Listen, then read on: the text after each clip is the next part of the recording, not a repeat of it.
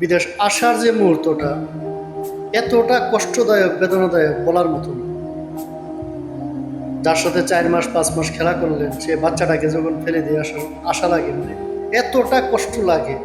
বাচ্চাটা যখন পিছন থেকে কান্নাকাটি করে, এমনকি কুল থেকে নামতে চায় না, মানে এতটা বেদনাদায়ক এতটা কষ্ট মনে পৃথিবীর মধ্যে আর কিছু হইতে পারে না। একমাত্র তারাই বুঝবে যারা প্রবাসী।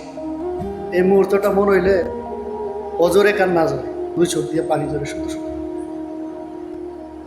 আসলে পিছন থেকে বাচ্চাগুলি কান্নাকাটি করে, বাচ্চা বাবার কুলটা পেয়ে বাচ্চা ছাড়তে চায়, তারপরও এই শুধুমাত্র 2 মুঠো খাবারের জন্য রিজিকের তাগিদে এই দূরপ্রবাসে আসা লাগে তাদেরকে রেখে। মানে কতটা যে কষ্টদায়ক, কতটা যে বেদনাদায়ক, মানে বলে বোঝানো যাবে।